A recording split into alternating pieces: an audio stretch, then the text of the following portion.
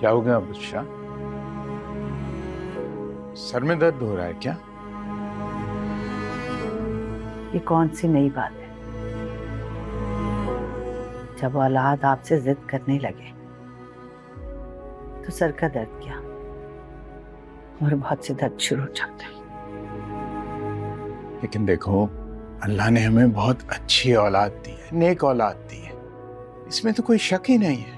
और जिद्दी भी कमाल की। मजाल है जो कभी मेरी बात मान जाए। मेरी बात हुई थी अहमर से, वो कह रहा था कि अब शादी के बारे में संजीदगी से सोचेगा। सच? उसने ये कहा है आपसे? इसीलिए तुम भी जरा सब्र से काम लो, उसके ऊपर प्रेशर मत डालो, वो खुद तुमसे आकर बात करेगा। मैं तो इस दिन का इंतजार एक एक पल गिन गिन के कर रही हूँ कि ये दिन कब आएगा मेरी जिंदगी में। कसम से इस खुशी से मेरे तो सर का दर्द ही सही हो गया।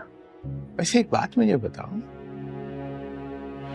तुम खवातीन जो हो, बहू लाने के लिए दुआएं करती हो, मन्नतें मांगती हो, और जब बहू जो है वो घर में आ जाती है तो उसकी सबसे बड़ी दुश्मन खुद ही बन जाती हो। ये साइंस मुझे कुछ समझ में नहीं आई। सिद्दीक साहब, वो सासे ना कोई और होंगी। मैं तो अपनी बहू को अपने हथेली का छाला बना के रखूं। अल्लाह करे कि ऐसा ही हो। वैसे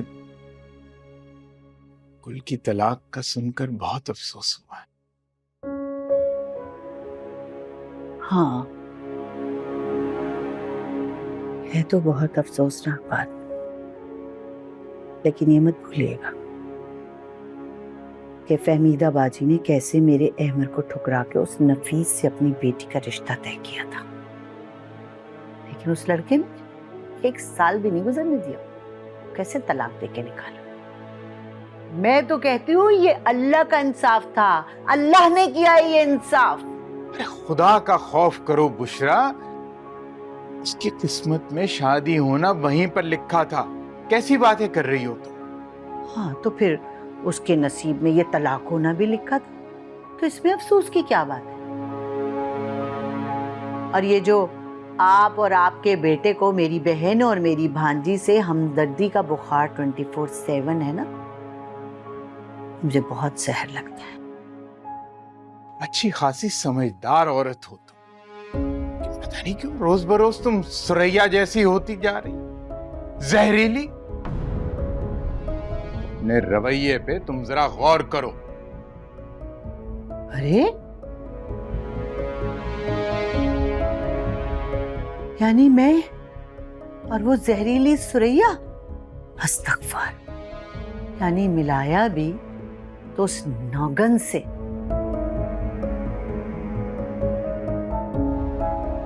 अस्तगफर।